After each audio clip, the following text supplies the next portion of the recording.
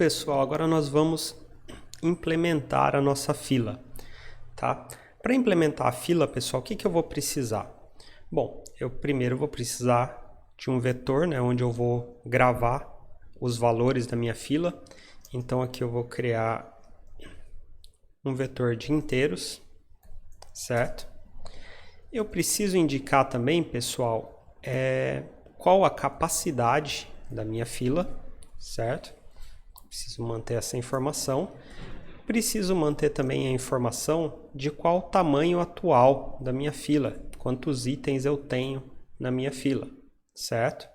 E vou precisar manter também a informação de qual o primeiro item da minha fila, certo?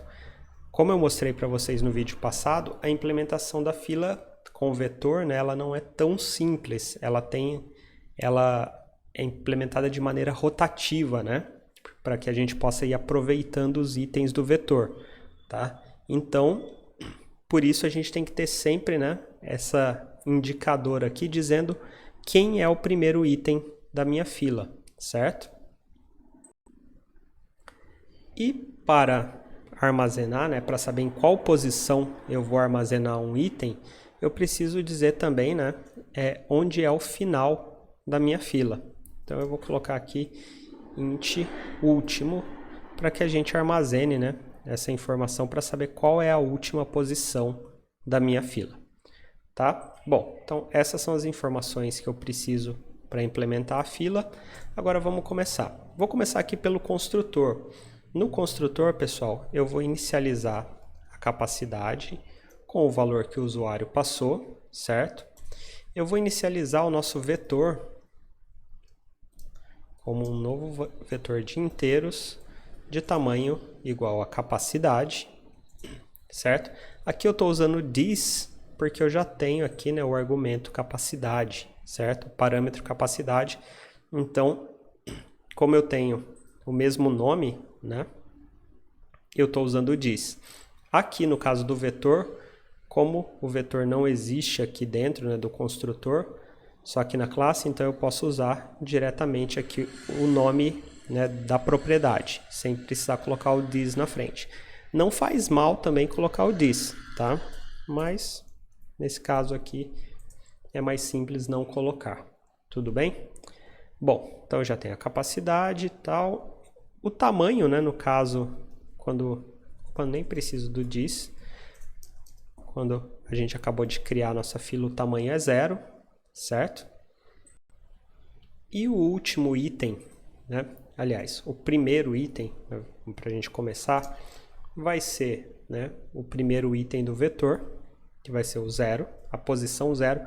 O primeiro e o último aqui, pessoal, eles estão falando da posição do vetor, tá?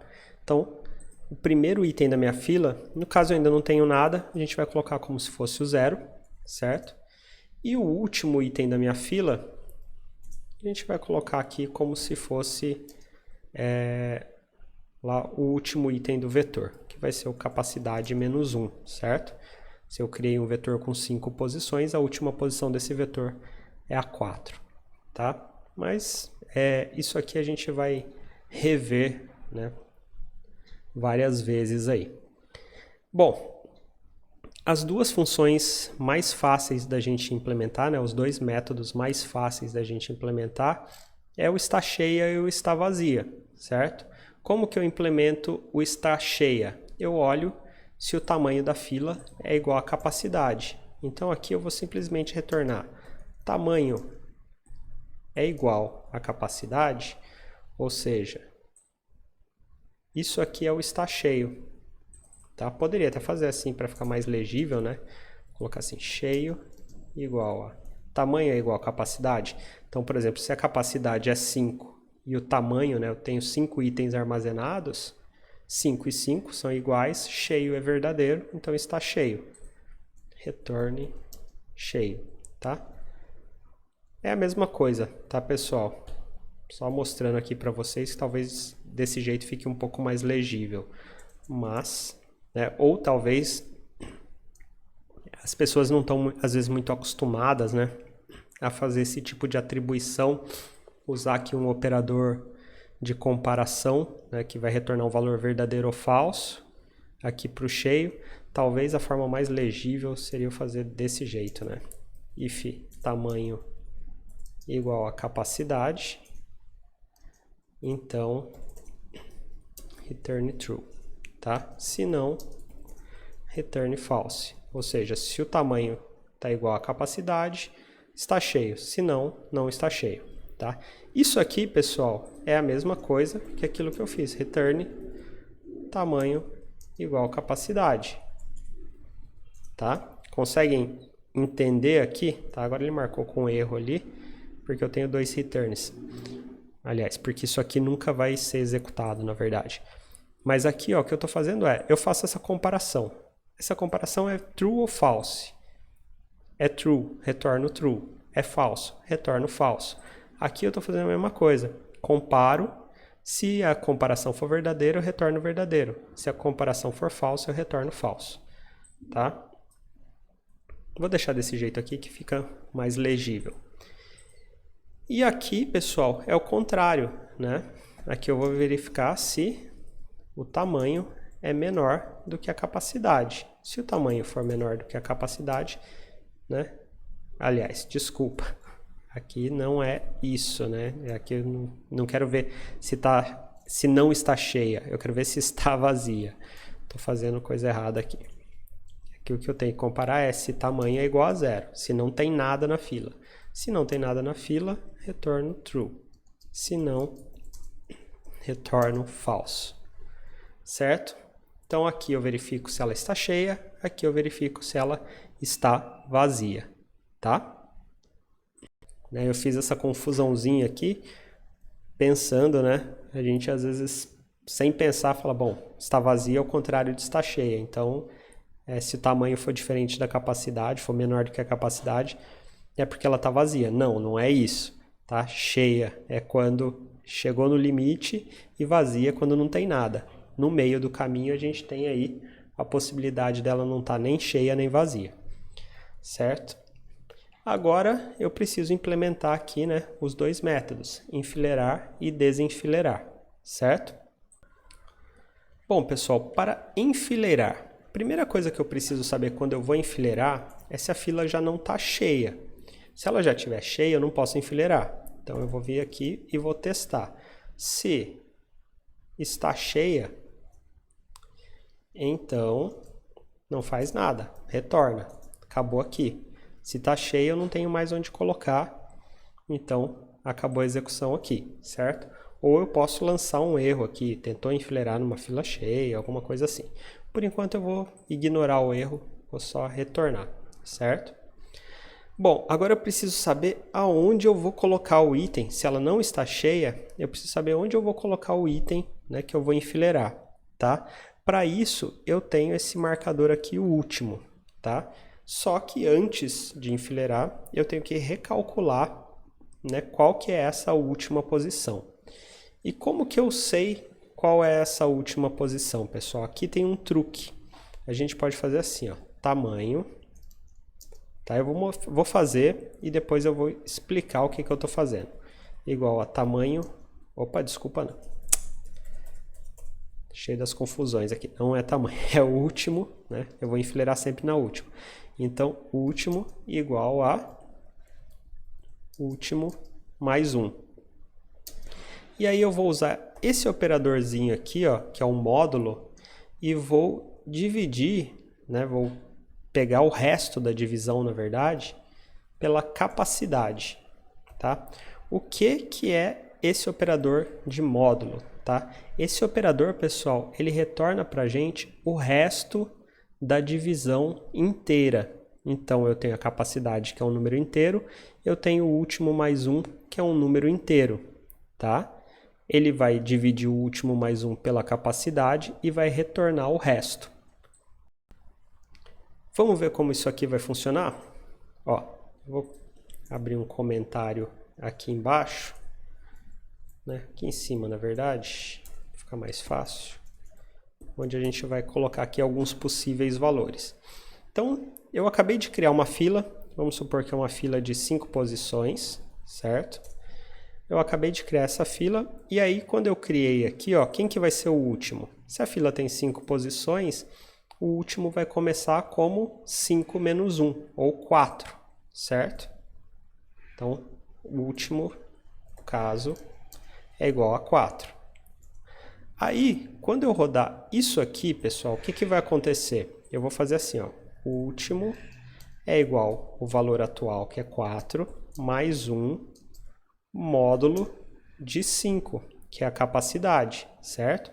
Essa é a continha que eu estou fazendo aqui. Eu peguei o valor do último, que na primeira execução aqui, para uma fila de 5 posições é 4, e vou fazer isso aqui. Qual que é o resultado que eu tenho aqui? Isso aqui vai ser 4 mais 1 é 5, né? Módulo de 5, ou resto da divisão por 5. 5 dividido por 5 é 1, certo? E qual que é o resto dessa divisão? É 0, certo? É uma divisão inteira, não tem resto. Então, o meu último vai ser 0, certo? Então, nesse caso aqui, eu vou gravar, né? Eu vou enfileirar o item na posição 0, tudo bem? Então, agora meu último passou a ser 0. Agora eu vou para o próximo enfileirar. Vou enfileirar mais um item. Então, agora meu último é 0. Vou colocar aqui, o último é 0. Aqui, o último é 4. Então, agora vamos recalcular o último. O último igual 0 mais 1, né? Módulo de 5, que vai ser igual 1 dividido por 5, tá? Resto da divisão de 1 por 5. Qual que é o resto aqui dessa divisão, pessoal? 1 dividido por 5, né? A divisão inteira é 0, certo? Vai ser na divisão de ponto flutuante, né? Valor decimal vai ser 0, alguma coisa, mas na divisão inteira é 0. E quanto que sobra? Sobra 1.